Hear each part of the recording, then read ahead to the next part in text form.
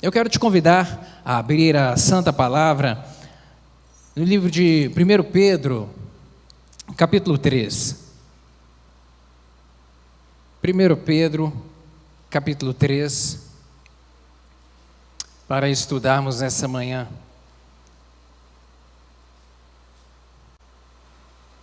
Você pode se colocar de pé, por favor, para em reverência nós lermos essa Santa Palavra? Primeira carta de Pedro, capítulo 3, a partir do verso 1, a palavra do Senhor vai nos dizer o seguinte: semelhantemente vós, mulheres, sede sujeitas ao vosso próprio marido, para que também, se algum não obedece à palavra, pelo procedimento de sua mulher, seja ganho sem palavras, considerando a vossa vida casta em temor. O enfeite delas não seja o exterior, no frisado dos cabelos, no uso de joias de ouro, na compostura de vestes, mas o homem encoberto no coração, no incorruptível trajo de um espírito manso e quieto, que é precioso diante de Deus. Porque assim se adornavam também antigamente as mulheres que esperavam em Deus e estavam sujeitas ao próprio marido. Como Sara obedecia a Abraão, chamando-lhe Senhor, da qual vós sois filhas, fazendo o bem e não temendo nenhum espanto. Igualmente vós, maridos, coabitai com ela com entendimento, dando honra à mulher como vaso mais fraco, como sendo vós os seus co-herdeiros da graça da vida, para que não sejam impedidas as vossas orações. E finalmente, sede todos de um mesmo sentimento, compassivo, amando os irmãos, entranhavelmente misericordiosos e afáveis, não tornando mal por mal ou injúria por injúria, antes, pelo contrário, bendizendo, sabendo que para isso fostes chamados, para que por herança alcanceis a bênção. Porque quem quer amar a vida e ver os seus dias bons, refreia a sua língua do mal, e os seus lábios não fale o engano. Aparta-te do mal, faça o bem, busque a paz e siga, porque os olhos do Senhor estão sobre os justos, e os seus ouvidos atentos às suas orações, mas o rosto do Senhor é contra os que fazem o mal. Amém, até aqui. Vamos orar mais uma vez? Vamos rogar ao Espírito Santo do Senhor que nos dê uma porção de graça e de compreensão de tudo aquilo que Ele quer falar ao nosso coração nessa manhã. Pai, rendemos a Ti o nosso louvor e a nossa adoração e a nossa gratidão. Obrigado pelo tão bem que o Senhor tem nos feito. O Senhor é um Deus extraordinário. Amamos a Tua presença, amamos estar diante do Senhor para prostrar o nosso coração em reverência ao Teu santo nome e em adoração ao Senhor, que é Rei dos reis e Senhor dos senhores. Obrigado pelo privilégio de agora nos assentarmos em volta da Tua palavra para meditarmos nela. Eu lhe rogo uma porção de graça sobre meus irmãos. Pai, deita sobre nós nessa manhã, meu Deus, uma porção de graça para compreendermos a Tua palavra. Meu Deus, mas além de compreensão, eu lhe rogo que haja da parte do Teu Espírito Santo uma aplicação pessoal e individual ao coração de cada um dos meus irmãos. Por isso nós Te rendemos glória, desde já Te rendemos gratidão por tudo aquilo que cremos que pela fé o Senhor há de manifestar em nós nessa manhã, aquilo que a Tua palavra há de produzir em nós nessa manhã. Dá-me graça para transmitir essa mensagem, eu dependo inteiramente de Ti, e assim eu lhe oro em nome de Jesus. Amém. Você pode se sentar, querido?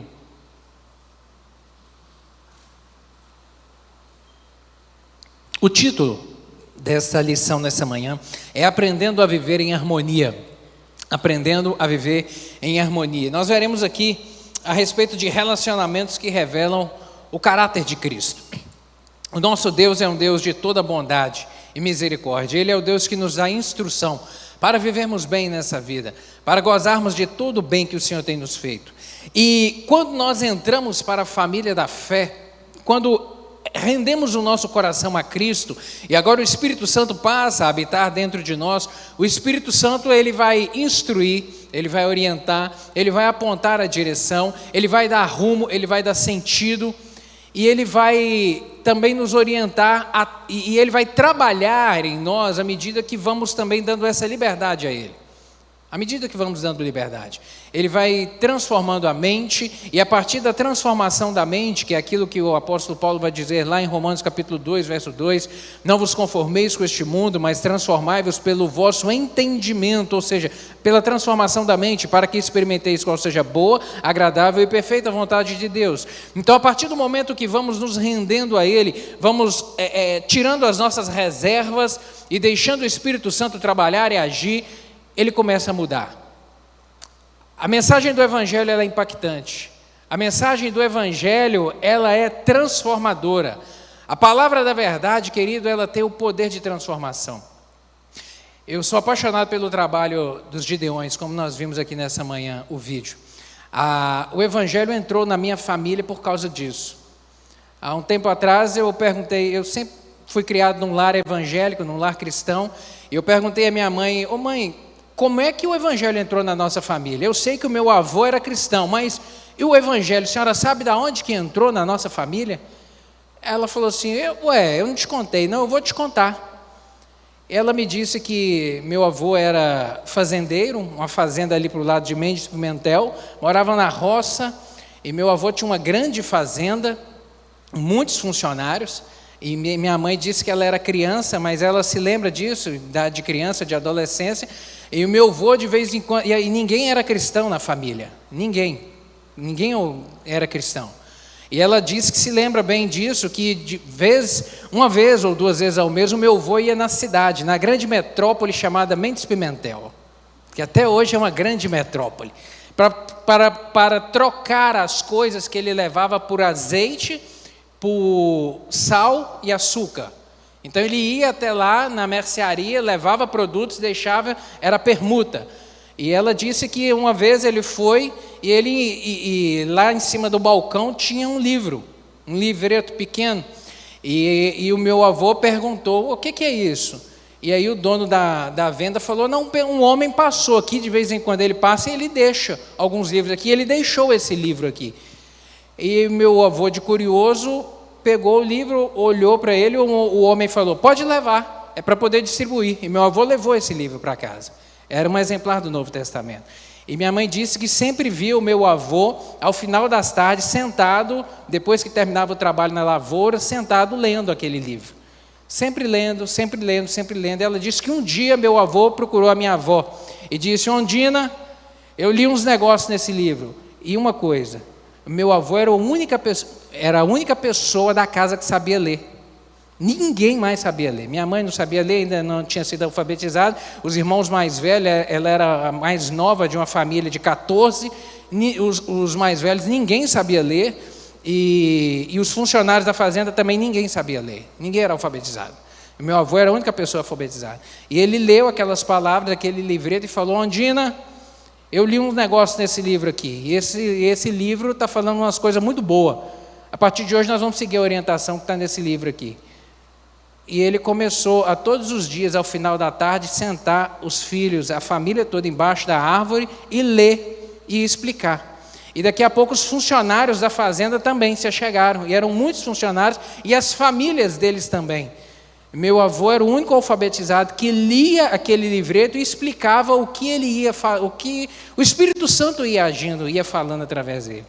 A mensagem do Evangelho, querida, ela é transformadora.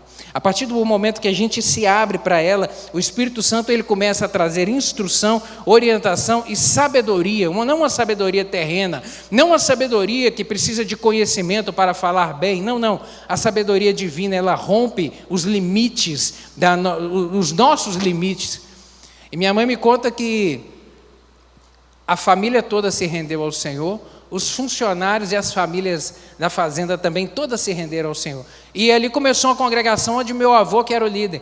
Muito tempo depois, ouviu-se falar lá na cidade, chegou essa notícia lá, na igreja Assembleia de Deus, e a igreja enviou um obreiro lá na fazenda do meu avô. Já tinha uma igreja plantada de quase 100 pessoas. Aí meu avô criou um cômodo para eles poderem reunir dentro lá da sede da fazenda. E assim começou. O Evangelho entrou na minha família por causa disso, por causa de um livreto, Um exemplar do Novo Testamento. Por quê? E olha só, meu avô, tanta gente se converteu, os filhos dele, agora os netos, agora a próxima geração. Querido, o poder do Evangelho, ele é fabuloso, ele é extraordinário. Basta que a gente se renda, e o Espírito Santo é que vai fazer a obra a partir de nós. E a fé cristã, ela não é apenas confessada com os lábios. Ela não é um conhecimento cognitivo que a gente assimila e agora eu aprendi e eu apenas vou falar como uma matemática que a gente aprende, ou uma geografia, ou a história que a gente aprende. Não, o Evangelho ele não é isso, querido. A fé cristã não é apenas confessada pelo aquilo que a gente fala, ela é vivida nos relacionamentos próximos. Ela é vivida dentro da nossa casa, ela é vivida no nosso ambiente de trabalho, ela é vivida com quem está ao nosso lado. O apóstolo Pedro aqui, ele escreve aos cristãos que estavam dispersos ali na região da Ásia Menor, que hoje é atualmente a Turquia ali principalmente, por volta do ano 62 a 64 depois de Cristo. Um tempo que os cristãos estavam vivendo um momento difícil. Quando o cristianismo cai em Jerusalém, a mensagem começa a ser propagada após Jesus Cristo ser assunto ao céu, e ali os discípulos, capítulo 1 ele é assunto ao céu, capítulo 2 de Atos, o Espírito Santo desce sobre aquele grupo de aproximadamente 120 irmãos que estavam orando, e o Espírito Santo ele é o que faz esse trabalho extraordinário de encher de coragem, mas também de instrução e de orientação. E o Espírito Santo começa a operar, e a mensagem começa a ser divulgada, propagada, a mensagem começa a ser pregada. Apóstolo Pedro, um dos homens instruídos pelo Senhor, ele sai, no final de semana, que eram 120 irmãos, ele faz uma pregação, 3.000 pessoas se convertem. Na semana seguinte ele prega de novo, 5.000 pessoas se convertem. Agora são 8.000 pessoas adorando ao Senhor e reunidos. Mas o inferno, ele sempre trabalha para fazer oposição à obra do Senhor. E nós vemos ali, logo no capítulo 6, 7, a perseguição ali, começando com Estevão, capítulo 8 principalmente, final do capítulo 7 de Atos, Estevão é apedrejado. No capítulo 8 começa a grande opressão, perseguição aos cristãos. E aí eles saem de Jerusalém. Na verdade, aquilo era o cumprimento de uma promessa que Jesus Cristo havia feito lá atrás. Está registrado também em Atos capítulo 1, verso 8, quando o Senhor Jesus vai dizer: e recebereis, e descerá sobre vós o Espírito Santo, e sereis minhas testemunhas tanto em Jerusalém, como em Samaria, até aos confins da terra. Aquela palavra profética, ela começou a ser cumprida lá no capítulo 8 de Atos, onde os cristãos agora perseguidos em Jerusalém, eles saem de Jerusalém. E por onde eles vão caminhando, eles vão levando essa boa mensagem. E aí assim, essa mensagem vai sendo espalhada pelo mundo, vai tomando um corpo, vai criando uma grande multidão agora de cristãos. E a mensagem foi se espalhando. Posteriormente o apóstolo Paulo começa com as viagens missionárias, visitando locais, pregando o evangelho. Em alguns locais onde chegou, ele já encontrou crentes, já encontrou cristãos, gente que havia rendido o coração ao Senhor. Por quê? Porque é esse relacionamento nosso no dia a dia, a gente vai levando essa mensagem de uma maneira simples, no nosso testemunho, na nossa vivência, e isso vai impactando a vida de quem está do nosso lado.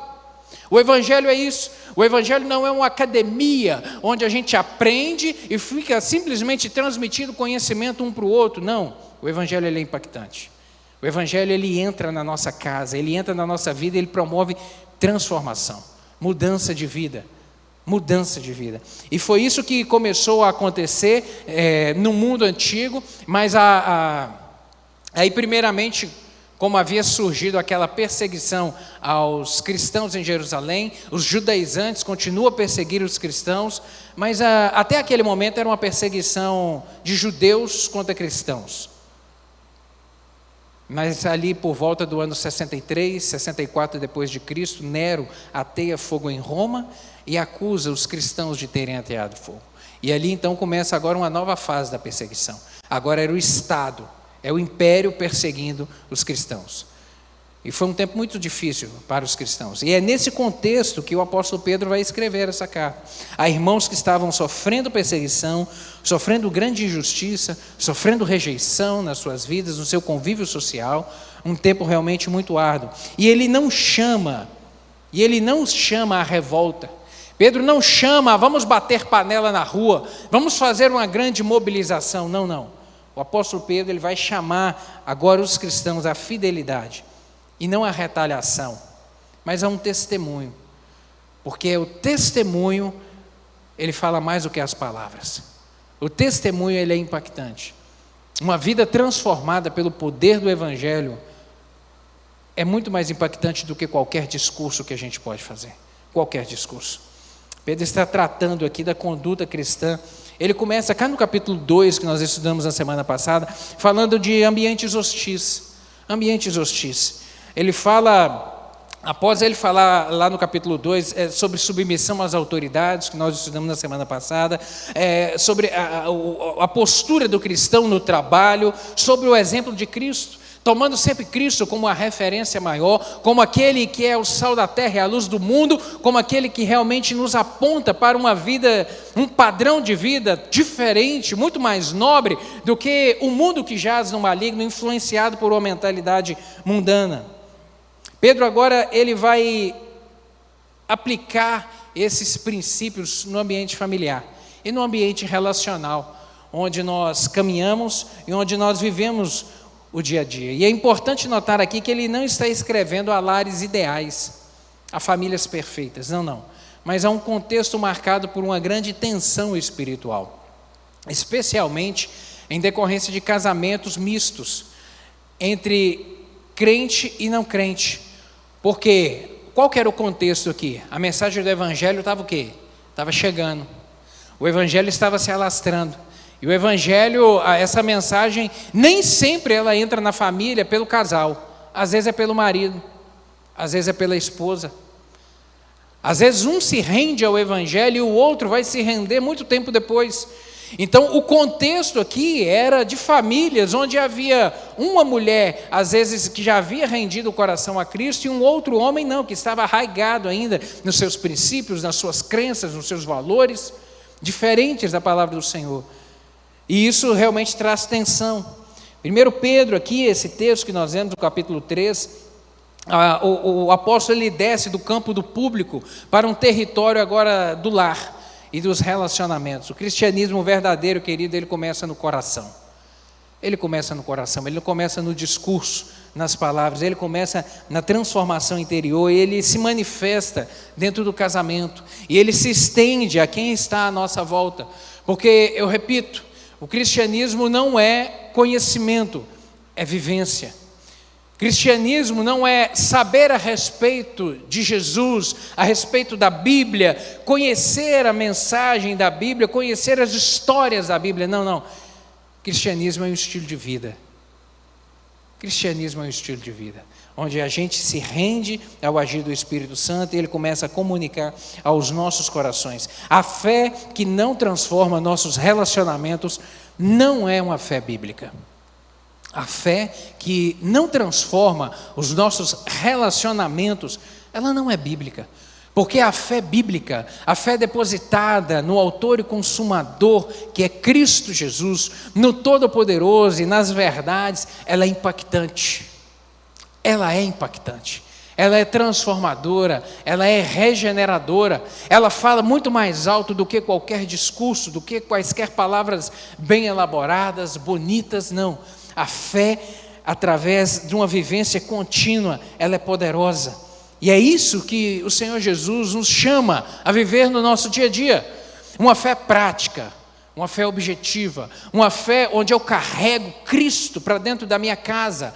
Eu carrego Cristo para dentro do meu casamento, do meu relacionamento com a esposa, com o marido, onde eu carrego Cristo para o meu ambiente de trabalho. E agora essa santa presença está comigo onde eu piso a planta do meu pé. E as pessoas começam a perceber em mim um caráter diferente, porque o mundo tem o padrão dele.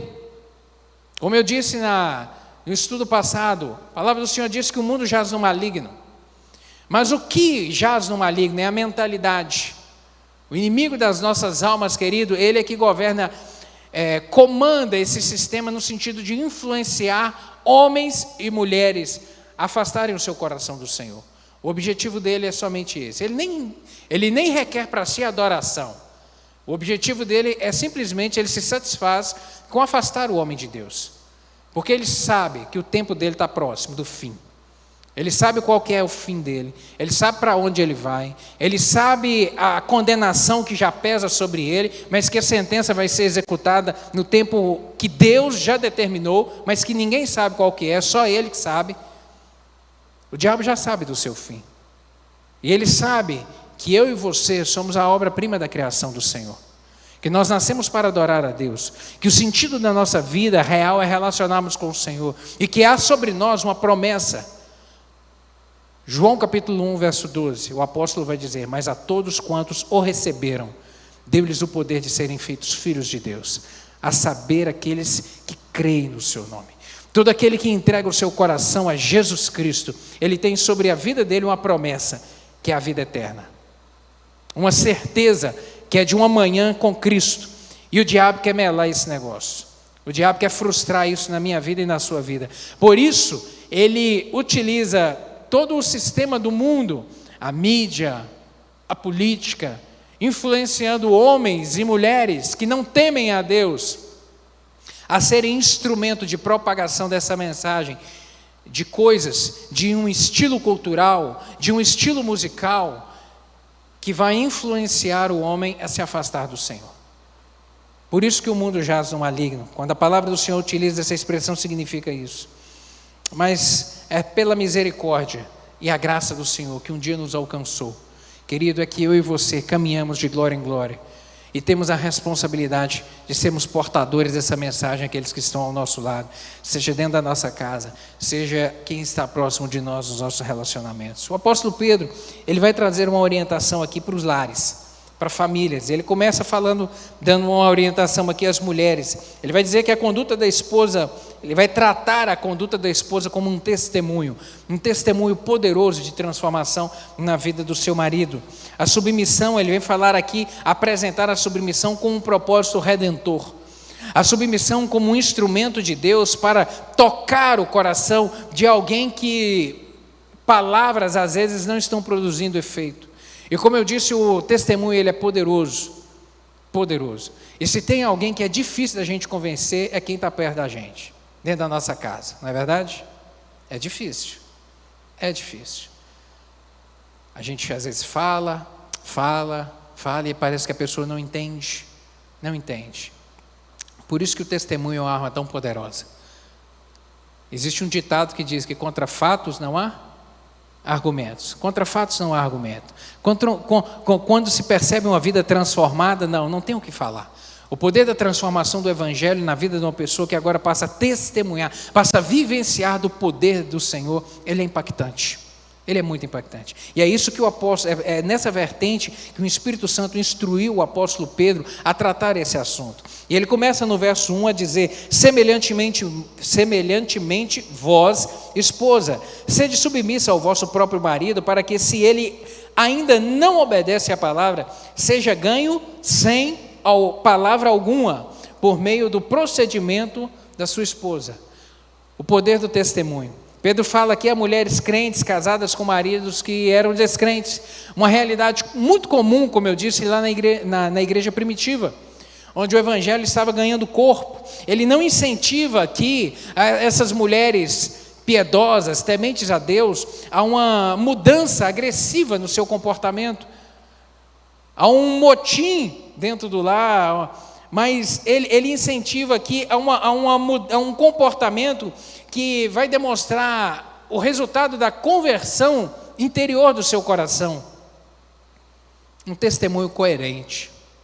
Porque se a Bíblia fala de amor, eu tenho que viver amor. Se a palavra da verdade fala de submissão, eu tenho que viver submissão. Se a palavra da verdade fala de sacrifício, eu devo manifestar isso. Se fala de piedade, se fala de santidade, eu tenho que vivenciar isso na minha vida.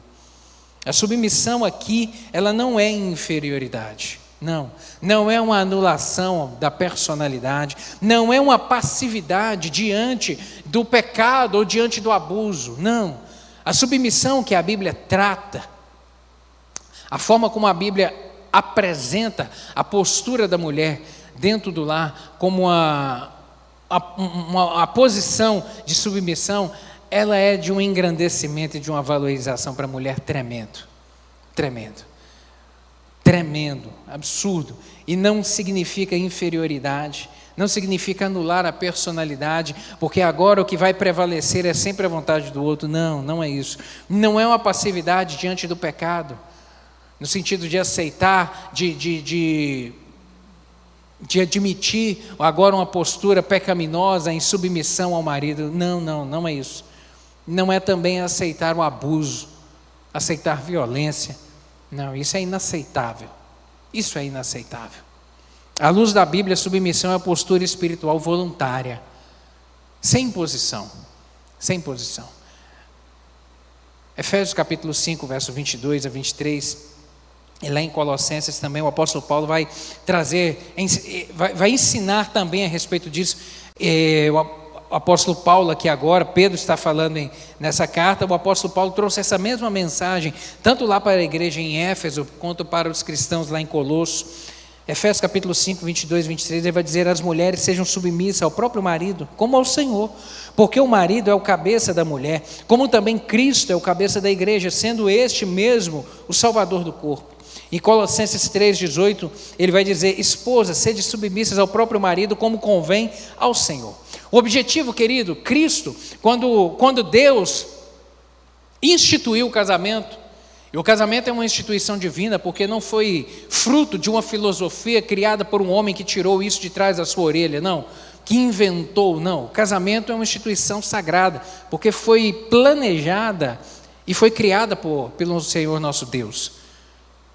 Está lá na origem do mundo, quando Deus cria o homem e cria a mulher, e Ele os cria. E agora, ele sabia que ele criou dois seres diferentes, completamente diferentes um do outro, porque ele quis que fossem diferentes. E graças a Deus, porque nós somos diferentes um do outro. Eu digo marido e mulher. E ele cria dois diferentes e agora vai colocá-los para viver juntos, para viver em harmonia. E ele estabelece como objetivo o papel de cada um dos dois, o papel do marido, o papel da mulher. E para que houvesse harmonia agora nesse relacionamento, ele cria algumas diretrizes, a forma como viver certo. E a submissão ele vai apresentar para a mulher, para que ela, como vaso mais frágil, que nós veremos aqui, precisa de um cuidado maior, precisa de um zelo maior, precisa de um trato diferente. E um dos objetivos da submissão é justamente manter a unidade no casamento. Por quê? Porque esses dois diferentes, nem sempre eles vão pensar da mesma maneira, nem sempre eles vão chegar num consenso. O ideal é que sim, é que sempre que possível a gente traça uma rota comum, a gente chegue num denominador comum, a gente chegue no mesmo alvo, a gente entre em entendimento. Mas porque a gente é tão diferente, criado em famílias diferentes, é possível que nem sempre a gente chegue em nenhum consenso. Mas para o barco permanecer, para o trem permanecer no trilho, precisa de, então, ter uma direção. Porque sem direção é que não pode ficar.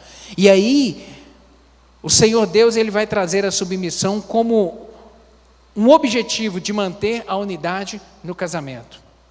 Porque Deus estabeleceu quem deveria carregar o peso da liderança. A liderança é um grande peso, e Deus estabeleceu isso. Ele atribuiu isso ao homem.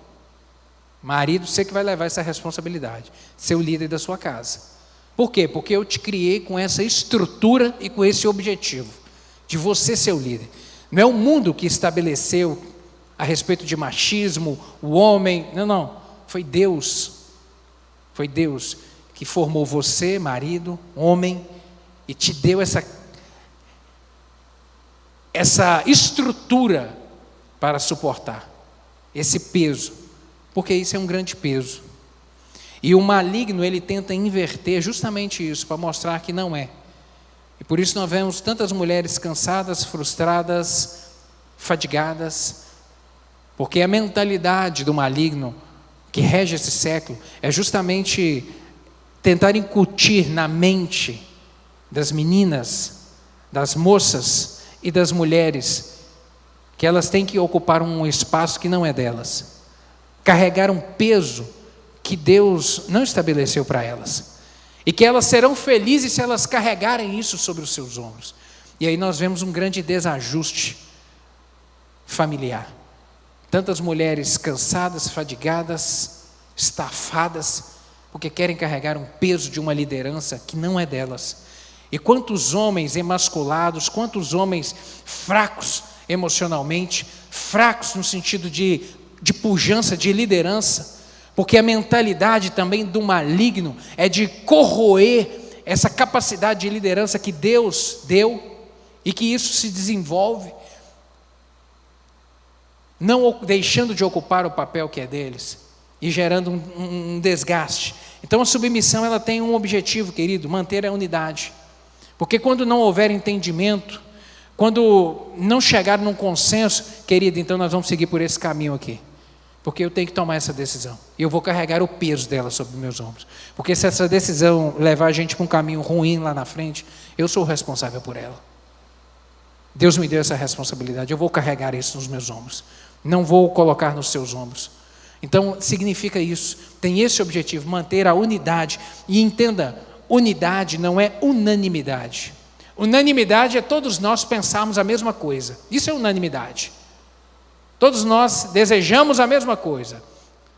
A Bíblia não requer isso, nem da nossa convivência dentro da igreja. A Bíblia requer de nós o quê? Unidade. Unidade é propósito.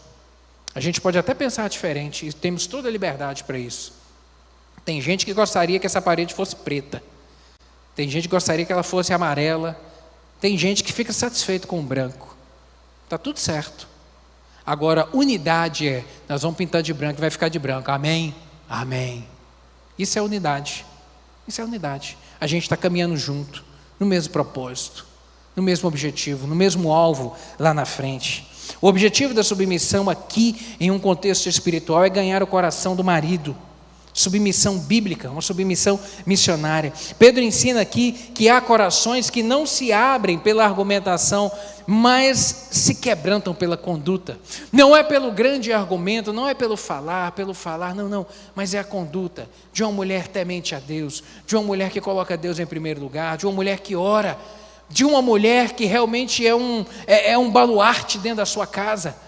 Esse posicionamento, essa postura dela vai influenciar muito mais o seu marido de uma maneira tão grande, muito mais do que palavras que ela possa falar. Assim como o orvalho cai silenciosamente e rega a terra, o testemunho piedoso, ele age sem ruído, querido. Ele age sem ruído, mas com um profundo impacto. O testemunho, ele é impactante. No verso 2 aqui, o apóstolo vai nos apresentar o poder de um testemunho coerente. Ele diz: considerando o vosso comportamento casto e em temor. E ele vai apresentar aqui duas características, duas marcas, que é a pureza e o temor. A pureza aqui como uma coerência moral. Essa mulher, ela fala, ela vive o que ela fala. É o mesmo discurso, está tudo alinhado, tem coerência, tem valor, tem princípios.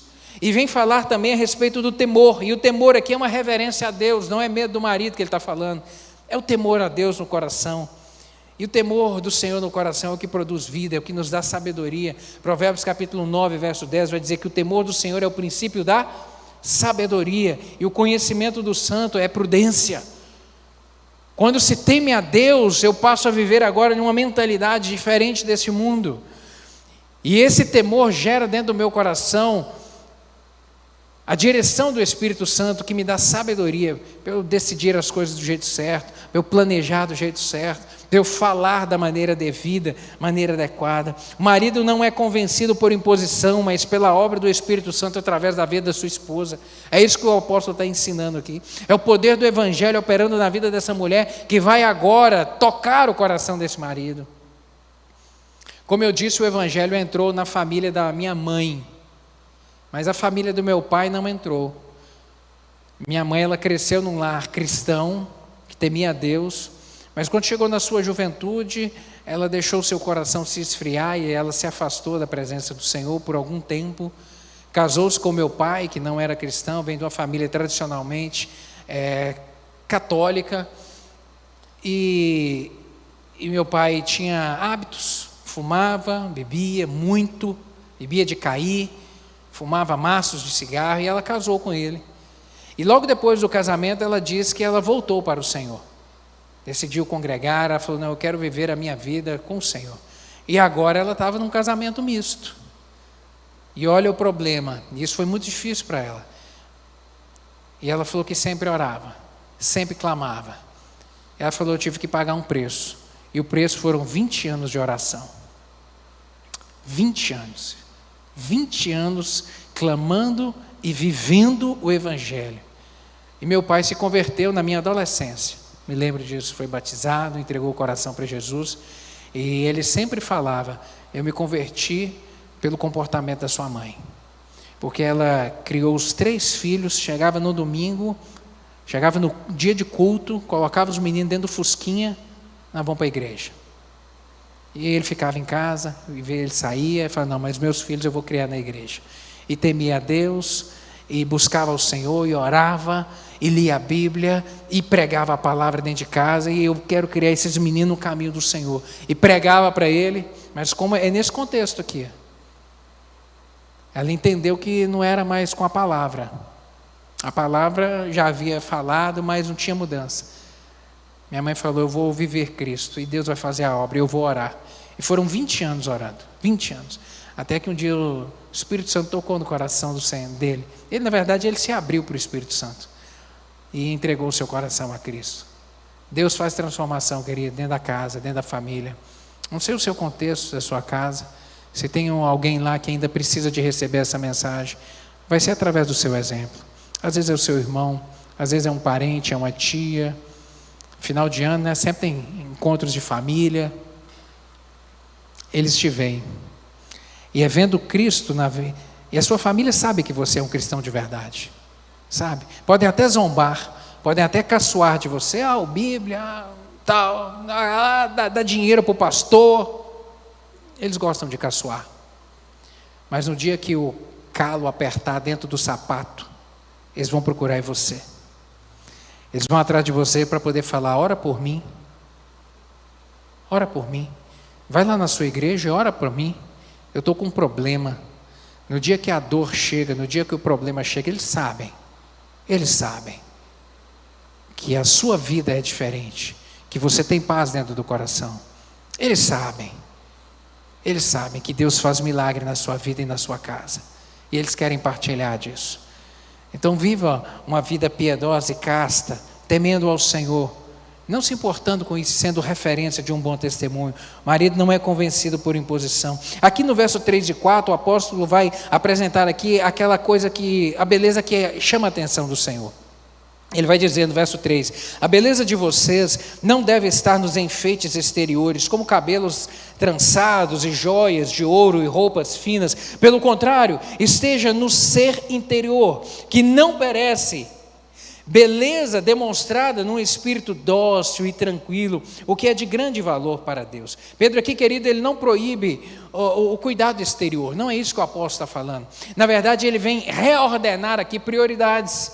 Pedro aqui, ele não condena o cuidado estético, como dizendo às mulheres, você não precisa se importar com o seu corpo, com a sua aparência, com se vestir bem. Não é isso, não é isso. Ele está aqui denunciando uma inversão de valores. O problema não é se adornar, o problema é confiar na aparência como uma fonte de valor. É esse que é o problema. Não é desejar vestir uma roupa bela, não é arrumar os cabelos, não é se adornar, é a inversão dos valores. E é justamente isso que eu repito, o inimigo das nossas almas, o príncipe deste século, transformou na mentalidade dessa geração. Dessa geração não, né? De todas as gerações para trás, porque nós estamos falando aqui de 2000 anos atrás, quase. Há 2000 anos atrás, a mensagem que o apóstolo está trazendo é que o que chama a atenção para o Senhor, ele está trazendo uma mensagem para reordenar aquela inversão de valores que já estava acontecendo lá atrás. E que hoje é do mesmo jeito. Sabe o que isso mostra para mim e para você? Que a gente é tudo igual, só muda o CPF. Só muda o CPF. O homem é do mesmo jeito desde sempre. Às vezes nós olhamos e achamos que esse mundo está um caos, no sentido de tudo que era de pior já é a raça humana de hoje que vivencia. Não, mesma coisa nós estamos vivenciando hoje. Onde o inimigo ele trabalha uma inversão de valores na mente das pessoas. E ele vem tentar deturpar o valor da mulher. O valor da mulher, que vai estar no seu caráter, nos seus princípios. Que é isso que é o valor dela, como uma pessoa, e não como um objeto, e não como uma coisa. O valor, ela se mostra, primeiro ela tem que o valor dela começa de dentro para fora. E nós estamos vivendo mais do que nunca, eu digo mais do que nunca por conta da grande informação, acesso à informação que nós temos. Quantas meninas, quantas moças que não têm um valor próprio interior, não sabem o seu valor, porque a mentalidade do mundo corroeu isso dentro delas, e elas se importam apenas com aquilo que está do lado de fora, e querem expor, e querem mostrar, como se o valor estivesse apenas nisso, apenas em mostrar o seu corpo. Aí sim é que ela vai ser valorizada. Isso é um desafio para nós, querido. Isso é um desafio para mim e para você, pai de menina. Eu tenho uma menina dentro de casa, de 14 anos, e eu tenho que educá-la nisso, ensiná-la: minha filha, o seu valor está dentro de você, não está em você vestir um vestido curto, ou você vestir uma blusa mais curta que vai mostrar a sua barriga. O seu valor não está nisso. E a gente tem que impor alguns limites, porque a gente argumenta, a gente ensina, mas chega uma hora que quando o ensinamento, e é coisa normal da idade, tá, querido? Isso é coisa normal da idade. Quando o ensinamento não é acolhido, a gente tem que colocar o limite. E pai, a sua princesa, ela só vai entender o valor dela se você ensinar que ela tem valor. O primeiro homem da vida dela é você. E ela tem que ver e sentir em você que eu sou amada, eu sou valorizada, eu sou importante. E a minha importância não está porque os colegas, as colegas, o mundo vai falando a sua importância, tanto você mostrar o seu corpo. Aí você vai ser valorizada pelos meninos. Não. Compete a você ensinar: minha filha, você tem um valor extraordinário. Você é uma princesa. Você é uma princesa. Você é amada, você é querida. E é tratando ela dessa maneira que ela vai entender o seu devido valor. E quando ela ainda tiver dificuldade em entender, aí o limite quem vai pôr é você. Minha filha, essa roupa aqui eu não vou comprar não, porque quem paga sou eu, e eu não vou comprar não. Quantas vezes eu já tive que falar isso para minha filha: querida, essa roupa o papai não vai comprar não. Não, você é preciosa, você tem que ser guardada. Você tem que ser guardada. Não é mostrando o seu corpo que você vai ser valorizada. Sabe, pais, a gente tem que passar o olho. A gente não pode aceitar e começar a abrir algumas concessões. Tenha cuidado em relação a isso. Às vezes você acha que não é só uma roupa. Não. É uma mentalidade. É só uma blusa. Não é só uma blusa. É uma mentalidade que você tem que criar dentro da sua filha. Que isso vai seguir, marcar ela para o resto da vida dela. Ela entender o valor dela como mulher, ela se valorizar, ela não aceitar comportamentos, ela não aceitar viver de acordo com os padrões deste mundo, onde só valoriza aquilo que se pode usar, como se fosse um chiclete, que você masca, na hora que acaba o sabor, você cospe ele para fora. O mundo trata a mulher desse jeito. A mentalidade do maligno oprime as mulheres, e começa desde criança, quando ela não entende o devido valor dela. E agora ela passa a aceitar qualquer coisa na vida dela. Passa a aceitar ser mastigada por qualquer um. É um desafio, queridos. Isso não é fácil, não. É remar realmente contra a maré. A maré do mundo quer nos engolir. Quer que a gente viva desse estilo de vida. Mas, como eu disse, o cristianismo não é um discurso. O cristianismo não são palavras. O cristianismo é um estilo de vida. É um viver diferente. O problema realmente não é Adonai. E aqui na parte B do capítulo 4, o apóstolo vai dizer o que realmente importa, que é a beleza incorruptível. O incorruptível traje de um espírito manso e tranquilo, E aqui ele vai falar que Deus olha o interior, Deus olha o exterior, vê, mas é aquilo que está no interior, é que é a essência. E a essência é que ela é incorruptível, porque o exterior passa. O exterior passa, não passa? Passa para todo mundo. O exterior passa para todo mundo. A gente envelhece. Na vida só tem 2 caminhos, ou envelhecer ou morrer. Você quer envelhecer? Eu quero. A beleza passa. Essa semana um amigo me mandou uma foto. Eu e ele, uma foto de 20 anos atrás. Eu falei, meu Deus, eu era magro e não sabia. Eu já tinha até esquecido que eu fui magro na vida. Uma foto de 20 anos. Eu falei, rapaz do céu, eu era magro mesmo. A gente muda. A beleza exterior, ela passa, querido.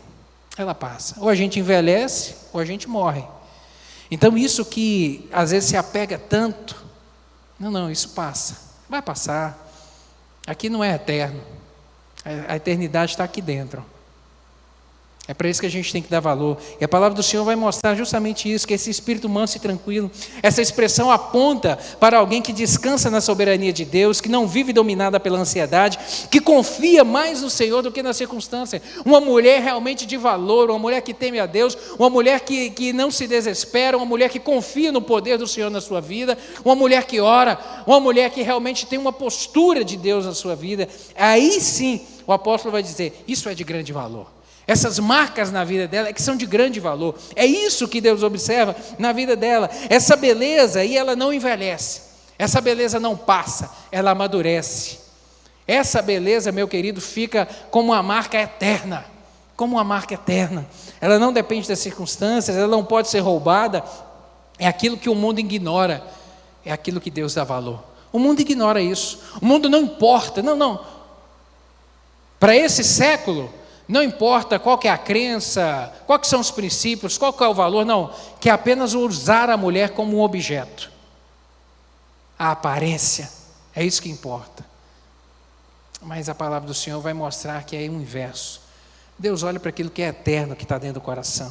E aqui, no versos 5 e 6, mantenham os seus olhos aí. O apóstolo ele vai fazer referência a um exemplo aqui de mulheres piedosas. Porque assim se adornavam também antigamente as santas mulheres que esperavam em Deus e estavam sujeitas aos seus próprios maridos, como Sara obedecia a Abraão, chamando-lhe Senhor, da qual vós sois filhas, fazendo o bem e não temendo nenhum espanto. O apóstolo aqui faz referência a Sara, Pedro recorre aqui a um exemplo bíblico, a uma mulher de fé. Isso não se refere, quando utiliza essa expressão aqui, a qual ele chamava Senhor, querido, isso não se refere a um título cultural, mas uma postura de honra. Uma mulher que temeu a Deus e que honrava seu marido, que caminhou ao seu lado. Sara aqui é tida como um exemplo de quem realmente honrou seu marido. Nenhum desafio muito difícil. Uma mulher que estava estabilizada, com a família estabilizada em uma determinada região, e aí o marido fala, minha querida, eu recebi uma direção de Deus, nós vamos mudar daqui.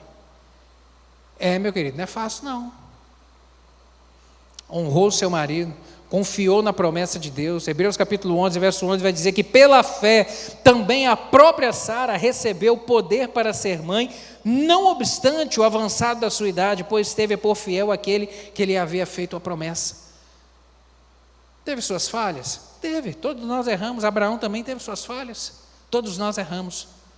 Mas foi uma mulher de referência, uma mulher que temeu a Deus e que creu, acreditou na promessa, por isso teve a vitória do Senhor, viveu pela fé, não pelo medo.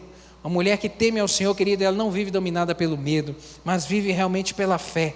A mulher que teme ao Senhor, ela é corajosa, porque a sua esperança está posta no Deus que é o Todo-Poderoso, no Deus que tem poder no céu e na terra, para guiar a sua vida, para conduzir a sua casa e para operar milagres.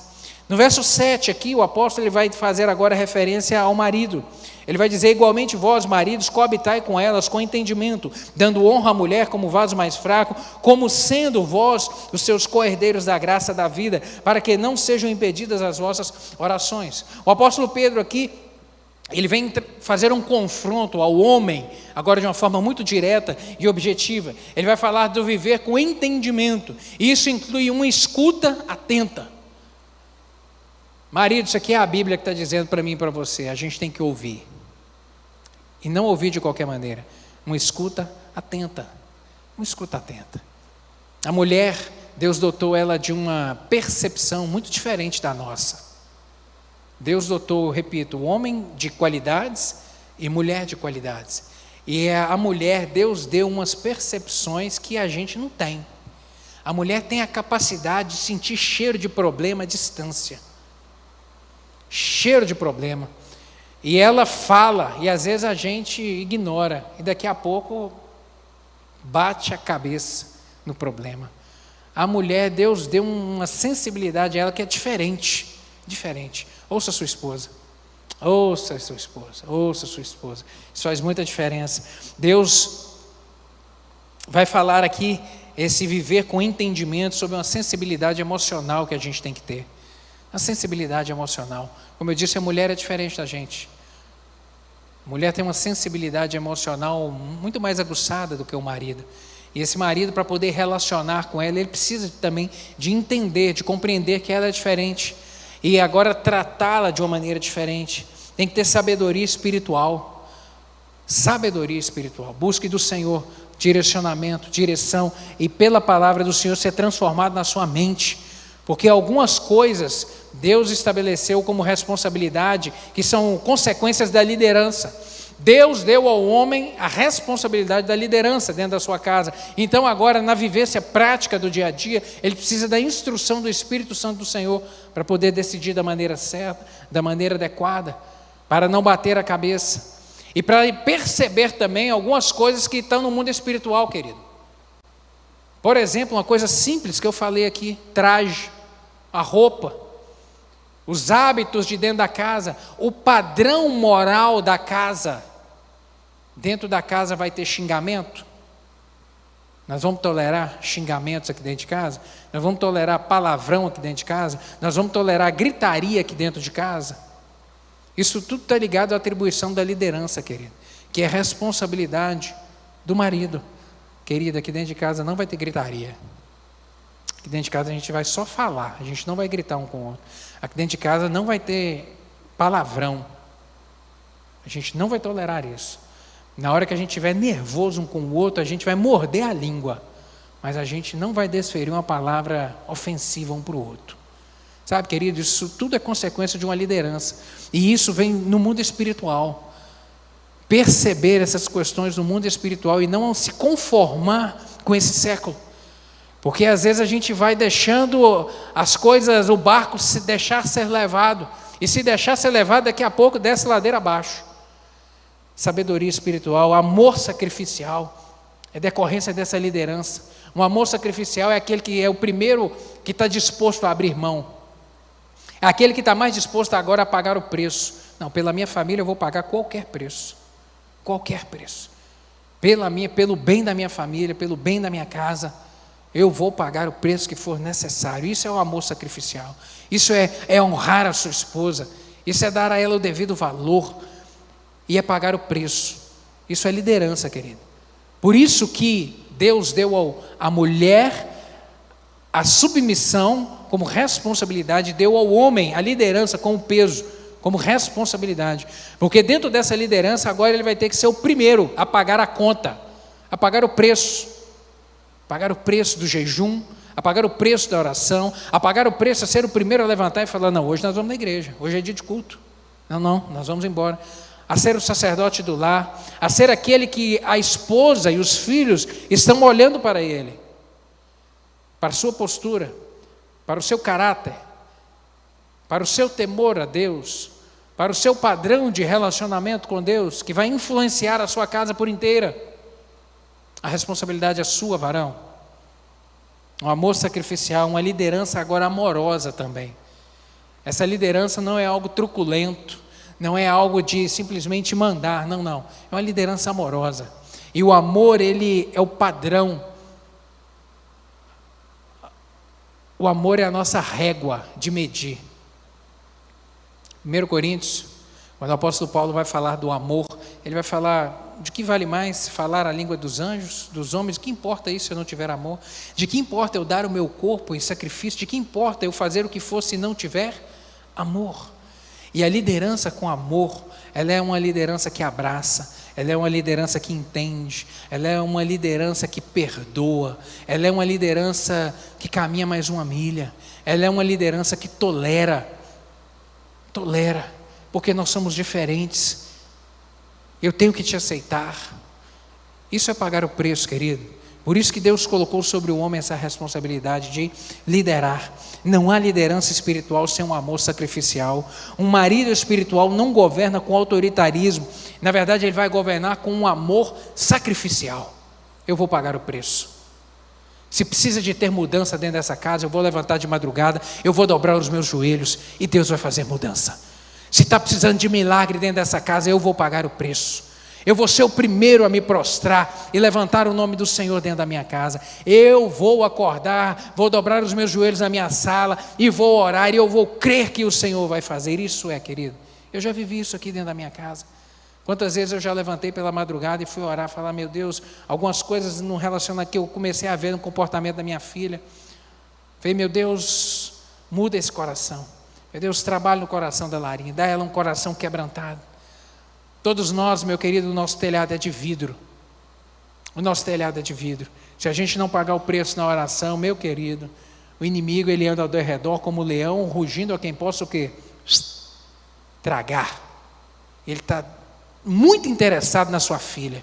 Ele está muito interessado no seu filho. Muito interessado. E quantas vezes eu já tive que dobrar o joelho e falar, meu Deus, trabalha isso no coração da Lara. E tempos depois eu vi sendo a mudança. Tempos depois eu fui colher o fruto dessa mudança.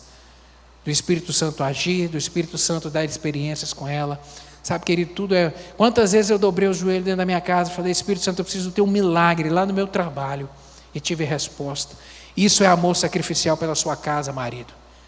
Isso é um amor sacrificial que você tem que demonstrar pela sua esposa, pela sua família, pelo seu casamento. Casamento, eu gosto de falar no curso de noivos que casamento é delicioso. Casamento é um negócio bom demais, mas dá dor de cabeça. Casamento tem os seus desafios. Quantas vezes eu já tive que dobrar meu joelho e falar, Senhor, me ajude a acertar meus ponteiros com a Marcele. Meu Deus, já vivemos uns tempos difíceis. Uns tempos que a cabeça parece que, meu Deus, vamos para um lado e um para o outro. Falei, não é possível que essa menina é a menina que eu namorei, essa mulher é a menina que eu namorei 8 anos e meio. Não é possível.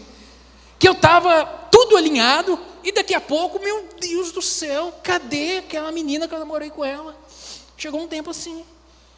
Mas pela oração, eu fui dobrar o joelho e falar, Senhor, eu comecei a perceber. Porque casamento, ele se desgasta aos pouquinhos. Ninguém acorda, quando o casamento está tudo bem, acorda e decide trair o seu cônjuge. Ninguém acorda, cheio de amor no coração e fala, hoje eu vou trair o meu cônjuge. Não, essas coisas acontecem aos poucos.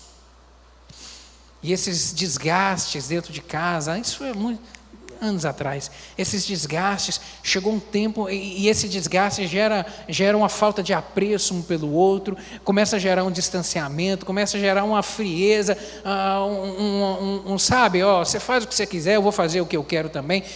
Eu comecei a viver isso um tempo dentro do casamento, e daqui a pouco isso me veio uma percepção espiritual. O Senhor falou claramente, abre teu olho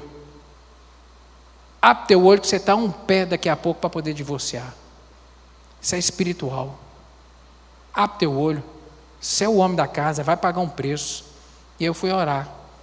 Meu Deus, aquece o meu coração. Me ajude a amar essa mulher do jeito que ela é, tão diferente de mim. Me ajude a ser um homem apaixonado por ela, um homem que honre ela, um homem que trate ela com o zelo que ela precisa ser tratada. E aí o casamento mudou. Porque esse preço é você, homem, que tem que tomar. É você que tem que pagar essa conta. Sou eu e você. No verso 7 ele vem dizer aqui, dando-lhe honra como a parte mais frágil. Ela é mais frágil do que você. Você deve honrá-la, cuidar. Deus nos criou com uma estrutura diferente. Aí deixa eu lhe fazer uma pergunta. Um copo de cristal, ele é mais frágil do que um de plástico? É muito mais frágil um copo de cristal. Mas ele é muito mais valioso. E ele tem que ser cuidado, com muito mais zelo do que um copo de plástico. O copo de plástico ele cai, está tudo certo, não estraga. Agora o de cristal não. Tem que ter um cuidado diferenciado. Seu casamento é isso, varão. Você tem que ter um trato diferenciado com essa esposa que Deus colocou do seu lado. Um amor, um cuidado diferenciado. Na parte B aqui, ele vem falar como sendo ambos herdeiros da graça da vida. O apóstolo vem demonstrar que perante Deus nós somos iguais. Não há diferença. Não há diferença. Homem e mulher são iguais em valor perante Deus, são iguais perante a salvação, são iguais diante de Deus. Efésios capítulo 2, versos 8 e 9, o apóstolo Paulo vai dizer isso: porque pela graça sois salvos, mediante por meio da fé. Isso não vem de vós, é dom de Deus, não vem de obras para que ninguém se glorie. A salvação é a graça maravilhosa de Deus, querido, e homem e mulher estão em pé de igualdade diante da cruz de Cristo. Você pode dizer amém? Homem e mulher estão em pé de igualdade perante a cruz de Cristo. Somos iguais. Jesus Cristo morreu na cruz do Calvário para os dois. E na parte final aqui do verso 7, ele vem fazer um alerta muito solene,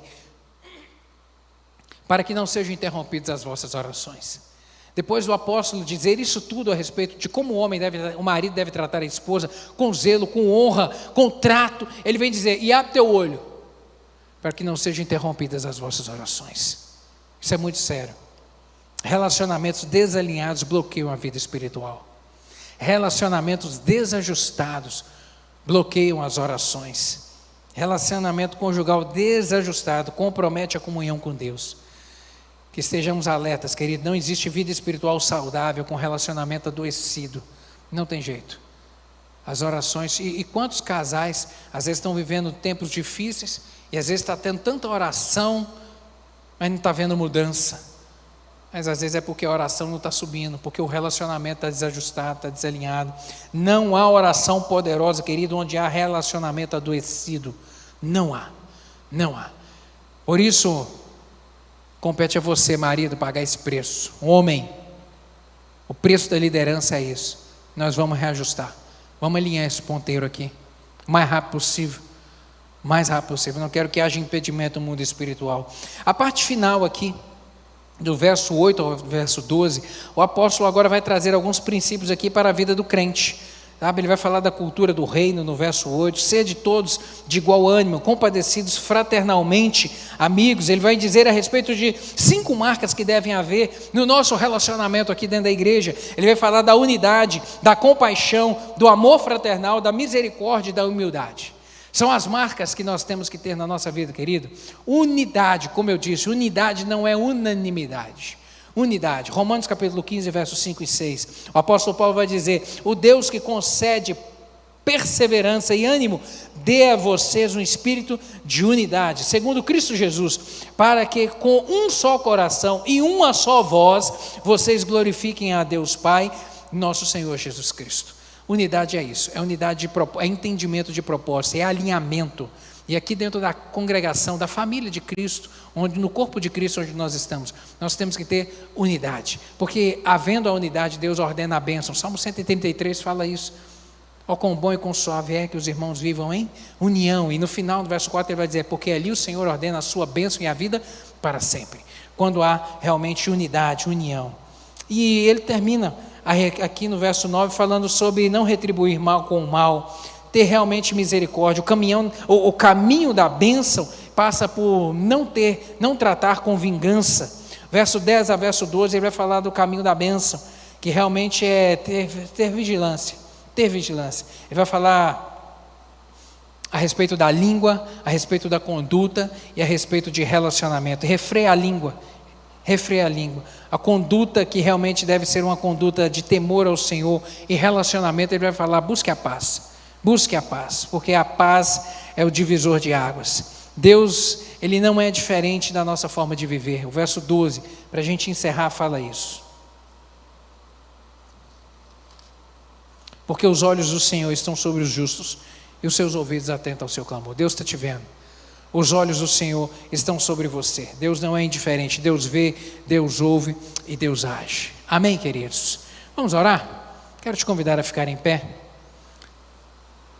Quanta coisa nós aprendemos pela palavra do Senhor. Quanta coisa, quanta instrução.